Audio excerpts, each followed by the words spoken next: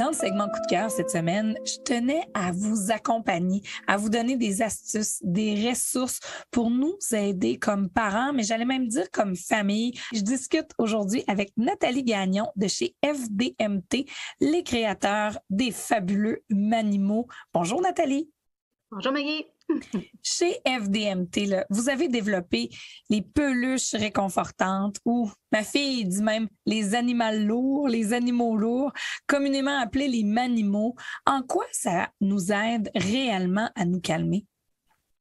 Au départ, ça fait 20 ans qu'FDMT existe. Un des premiers produits, outils ludiques au niveau sensoriel qui a été créé, c'est le Manimo. Puis la clé, c'est vraiment son poids. Donc, c'est des peluches lourdes de 1 ou 2 kilos qui procurent aux petits et aux grands, il ne faut pas l'oublier parce que les grands aussi parfois font de l'anxiété, une stimulation au niveau de notre système sensoriel qui est proprioceptif. Donc, dès qu'on a déposé le Manimo, on a un effet calmant qui se produit dans le corps et l'esprit. Et c'est simple, on le dépose ou même on le tient dans nos bras, donc on n'est pas nécessairement inactif.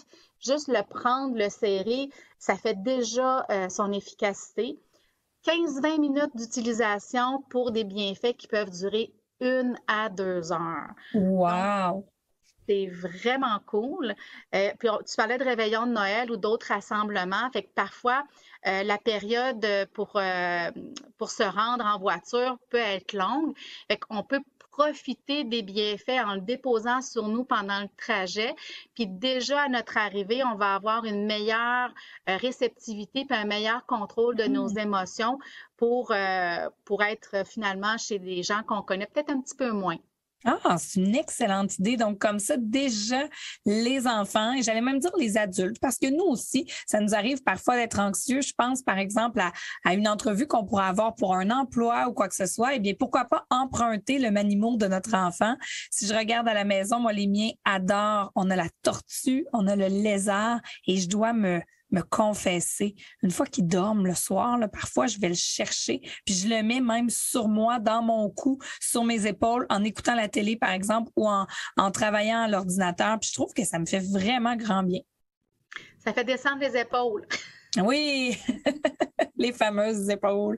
Donc, j'aimais beaucoup, Nathalie, l'idée de se mettre, si on veut, de se prédisposer à l'arrivée dans un rassemblement. Mais là, si on sait que nos enfants ont une petite tendance à être anxieux ou on le sait, hein, les rassemblements dans les dernières années, on en a moins connu ou des rassemblements où on était moins nombreux. Donc, si on se projette pour cette année puis qu'on n'est pas certain de comment ça va se passer, est-ce que tu as des trucs, des astuces que tu peux nous donner pour aider nos enfants à se réguler? Oui, avec plaisir.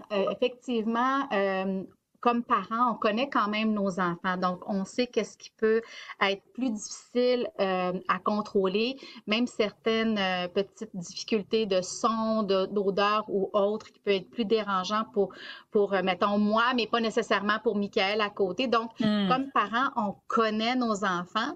Alors, c'est intéressant de pouvoir prévoir certains outils avec nous peut les aider justement à gérer la situation qui est parfois, comment je pourrais dire, incertaine vu qu'ils ne sont pas chez eux. Oui, puis c'est intense, hein, tout d'un coup, des fois. Puis même nous, on dirait que des fois, on le sous-estime. On va à un souper, on est 5, 6, puis des fois, wow, le ton monte, la musique, l'ambiance est là. Des fois, c'est de plus grands rassemblements et ça demeure un peu plus calme. C'est difficile parfois de le prévoir. Donc, le fait d'apporter des choses avec nous, ça peut, même pour nous comme parents, nous donner une petite porte de sortie au besoin. Oui, tout à fait. Puis dans les petites choses à apporter, j'ai des suggestions si j'ai quelques minutes pour te les proposer. Certainement. Donc, des objets de manipulation, ce qu'on appelle souvent des fidgets, comme des balles texturées, des potées, des petits trucs qui ont des odeurs ou même des petits éléments brillants ou lumineux, on en a plusieurs chez FDMT. On a même un ensemble de manipulations avec les 13 fidgets les plus populaires. Mais ce que ça l'aide, c'est quand on est concentré sur la texture ou sur une forme ou la brillance, ça nous permet d'être moins disponible ou, je vais prendre le terme victime, des stimuli qui sont dérangeants autour.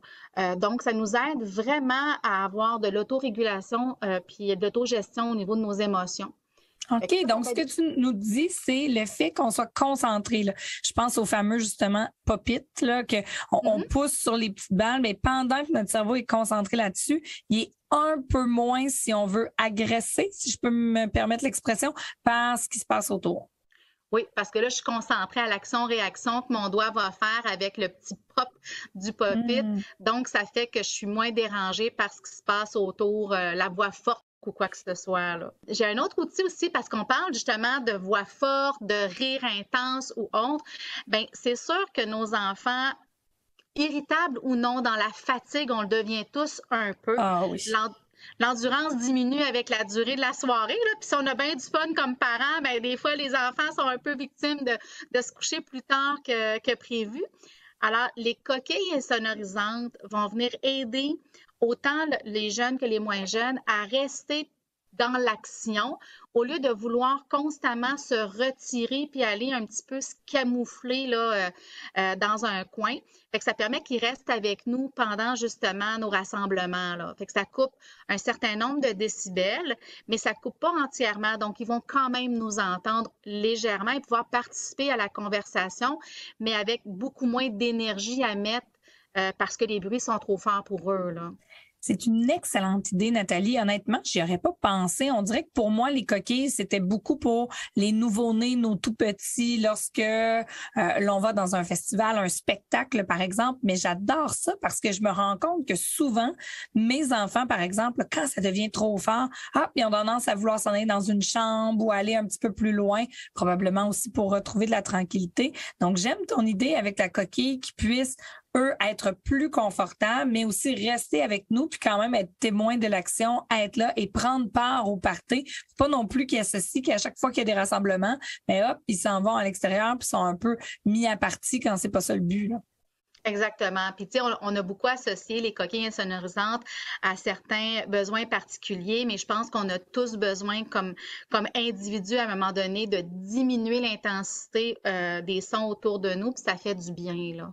On parle des bruits, mais au niveau du corps, est-ce que tu as des trucs, une astuce pour nous aider, on dirait, à se recentrer dans notre corps?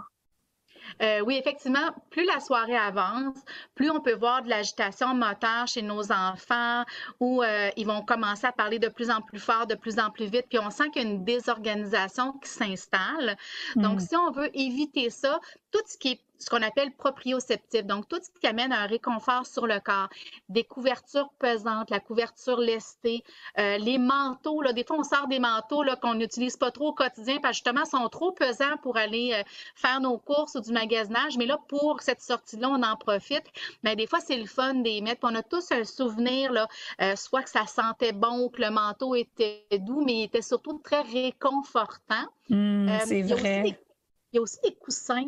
Les coussins qu'on a qui sont un peu gros, qu'on va venir mettre nos bras autour pour faire des gros câlins. Puis chez FDMT, on a d'ailleurs un coussin qu'on appelle balle câlin parce qu'on peut rentrer nos mains à l'intérieur. Ah, donc c'est comme un coussin ou une balle, justement, pour nous faire des câlins.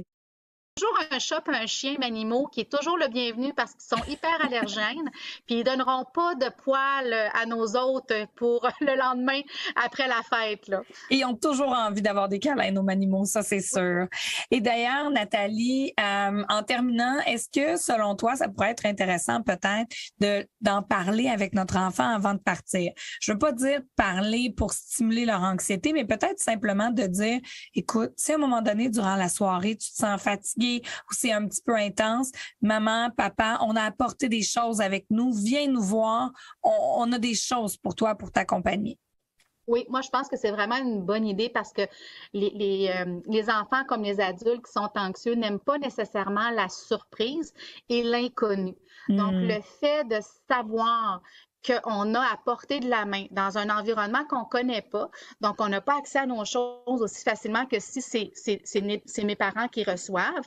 Donc, savoir que dans un sac, j'ai ce qu'il me faut pour me réconforter ou pour m'aider à m'apaiser, oui, ça peut rendre beaucoup de confiance dans cette nouvelle invitation parce qu'on ne se le cachera pas, après 2 ans de pandémie, il y en a que ça va être leur premier grand rassemblement. C'est vrai. Donc, ça fait de l'inconnu.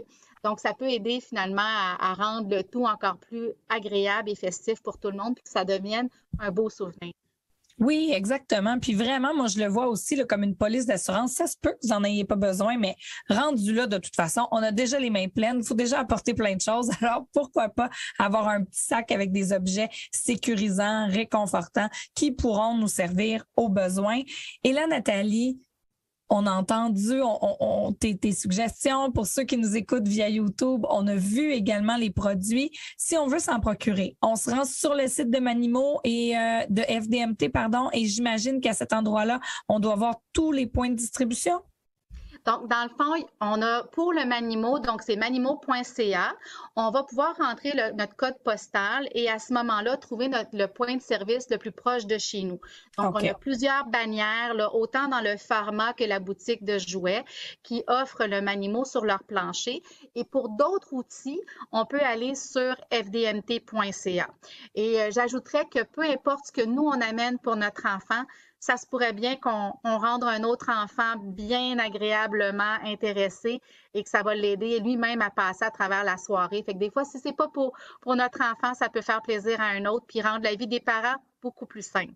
Oui, c'est vrai, j'avais pas pensé, mais effectivement, des fois, un cousin, une cousine qui peut se retrouver dans cette situation-là, donc nos objets pourront être utiles.